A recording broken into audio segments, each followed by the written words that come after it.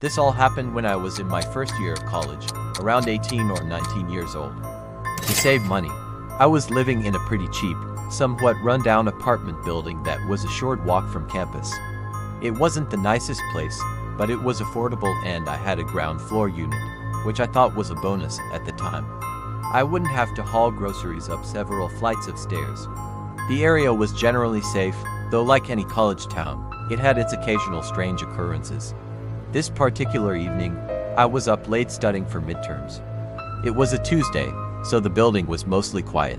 Everyone was either studying like me or already asleep. Around 1 a.m., I decided to take a break and get some fresh air. My apartment had a small concrete patio out back, accessible through a sliding glass door in my living room. The door had a standard lock and a security bar I always kept in the track.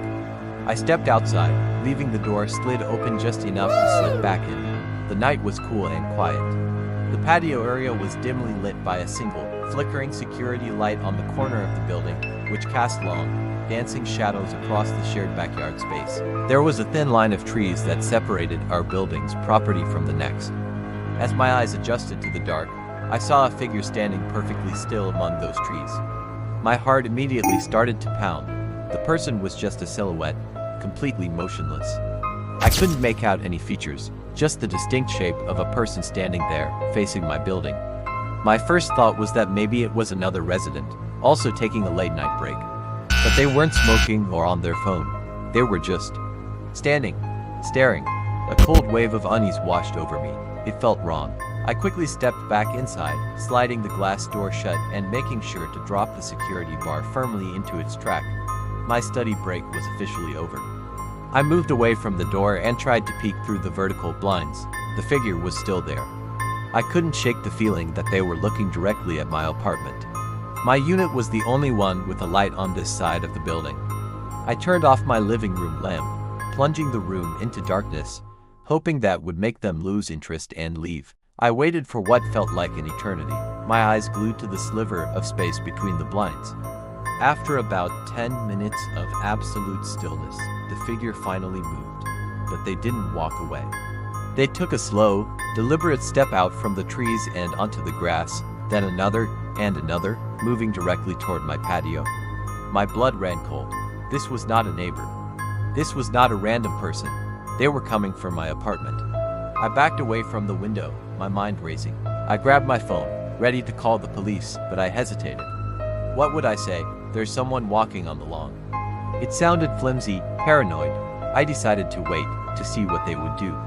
My apartment was dark now, and the patio door was secured. Maybe they would just look and then leave. I crept back to the window, my hands trembling. The figure was now standing right on my small concrete patio, just feet from the glass.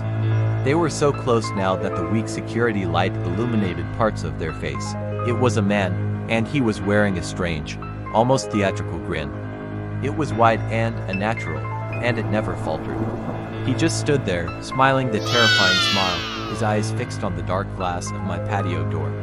He knew I was in there. I was sure of it. He raised a hand and pressed it flat against the glass, his grin somehow widening. I couldn't breathe. I was frozen in place, watching this nightmare unfold. He didn't try to slide the door. He just stood there with his hand on the glass, staring into my apartment for what must have been 5 solid minutes, though it felt like an hour. Then, as slowly as he appeared, he lowered his hand, turned around, and walked back across the lawn. He didn't run. He just walked calmly back to the tree line and disappeared into the darkness. I stayed there, crouched by the window, for a long time after he was gone, my heart hammering against my ribs. I didn't sleep at all that night. The next day, I filed a report with campus security and the local police, but without a better description or any real attempted break-in, there was nothing they could do. I broke my lease 2 weeks later. I couldn't stand the thought of being in that ground floor apartment another night, wondering if the smiling man would come back. I'll never forget that horrible, unnatural grin pressed against my window. This next story takes place during the winter. I worked as a delivery driver for a local pharmacy.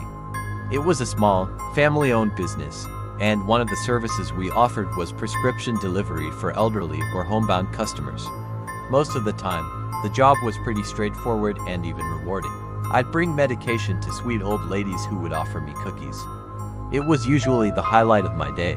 The town was small, and I got to know many of our regular customers. However, there was one address on the outskirts of town that always gave me an unsettling feeling. It was a small, isolated house at the end of a long, unpaved driveway, surrounded by dense woods. The customer was an elderly man named Mr. Abernathy. I had never actually met him face to face. Whenever I delivered his medication, the instructions were always the same: leave the package in a metal box by the front door, ring the bell once, and leave immediately. No signature was ever required, and payment was handled over the phone. The house itself was eerie. It was old and unkempt, with peeling paint and windows that were so grimy you couldn't see through them. No matter the time of day, it always seemed to be cast in shadow by the tall, looming trees that crowded the property.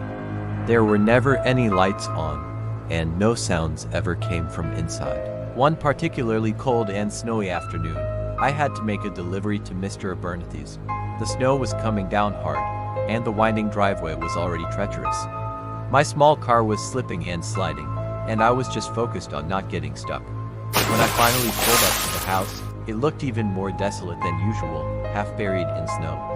I grabbed the package, trudged through the deep snow to the porch, and placed it in the metal box as instructed.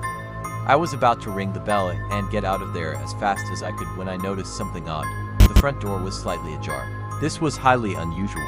In all my months of delivering here, that door had always been shut tight. A gust of wind blew a flurry of snow into the dark gap.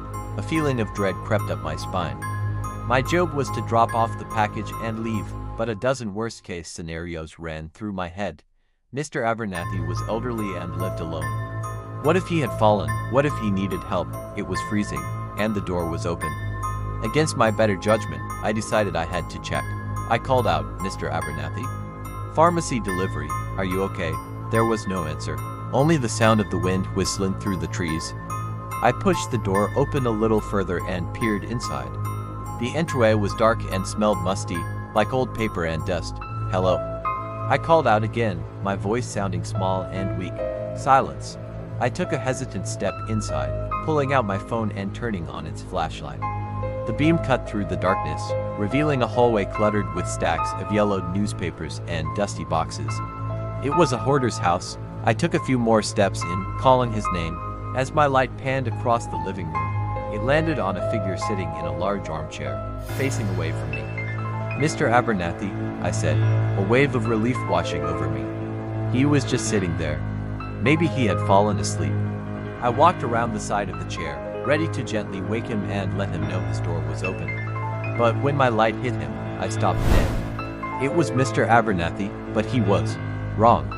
His eyes were wide open, staring blankly at the far wall. His skin was pale and waxy. He wasn't breathing. He had clearly been deceased for some time. I stumbled back, my heart seizing in my chest, fumbling for my phone to call 911. As I backed away, my light caught something else. On a small table next to the chair, there was a framed photograph. It was a picture of a much younger Mr. Abernathy, standing proudly next to a woman and a young boy. And standing behind them, partially obscured in the shadow of a tree, was a tall, thin figure with a wide, unnatural grin. I nearly dropped my phone.